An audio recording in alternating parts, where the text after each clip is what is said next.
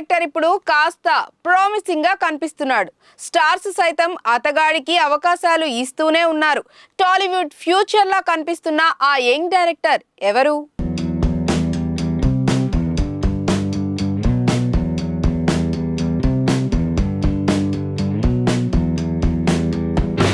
సాహో తర్వాత సుదీర్ఘ నిరీక్షణకు న్యాయం జరిగేలా ఏకంగా పవన్ కళ్యాణ్తో ఛాన్స్ కొట్టేసి ఓజీ చేస్తున్న దర్శకుడు సుజిత్ మరో జాక్పాట్ కొట్టేశాడు. నానితో సినిమా గురించి కొద్ది రోజుల క్రితమే లీక్ అయింది కాబట్టి అందులో పెద్ద థ్రిల్ లేదు. కానీ ప్రాజెక్ట్ అనౌన్స్మెంట్ వీడియోలో చెప్పిన కొన్ని కీలక విషయాలు ఆసక్తి రేపేలా ఉన్నాయి. హింసాత్మక బాటలో నడిచే ఒక వ్యక్తి వందలాది మంది మీద పడినా అందరినీ మట్టి కురిపించే సత్తా ఉన్నోడు హఠాత్తుగా ఆయుధాలు వదిలేసి ఫుడ్ ట్రక్ పెట్టుకుని కొత్త జీవనోపాధి చూసుకుంటే ఎలా ఉంటుందనే పాయింట్ చెప్పబోతున్నాడు.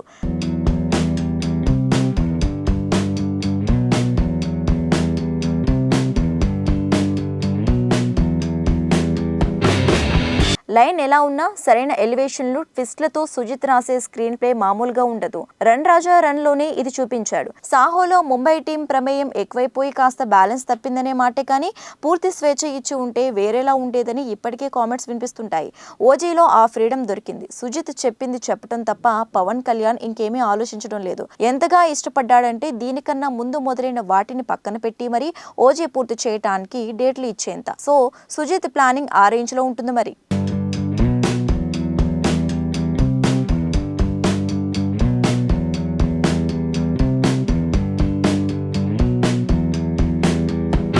ట్రిపుల్ నిర్మాత డివివి దానయ్య ఏకంగా 2 పెద్ద సినిమాలు ఇవ్వటం బట్టే చెప్పొచ్చు ఇతని పనితనం ఏ స్థాయిలో ఉందో. సాహో ట్రైలర్ వచ్చినప్పుడు షారుఖ్ ఖాన్ నుంచి ఫోన్ కాల్ అందుకునే రేంజ్ నుంచి సినిమా రిలీజ్ అయ్యాక అవకాశాలు వస్తాయా రావా అనేదాకా ఇతను పడిన టెన్షన్ అంతా ఇంత కాదు. చిరంజీవి గాడ్ ఫాదర్ ముందు తనకే ఇచ్చారు, కానీ హ్యాండిల్ చేయలేనన్న అనుమానంతో వదులుకున్నాడు. తీరా చూస్తే ఆ జడ్జిమెంట్ కరెక్ట్ అయ్యింది. మోహన్ రాజా సైతం బ్లాక్ బస్టర్ ఇవ్వలేకపోయాడు. పవన్ నానిలకు హిట్లు ఇస్తేనే సుజిత్ టాప్ లీగ్ లోకి రావటం ఖాయం.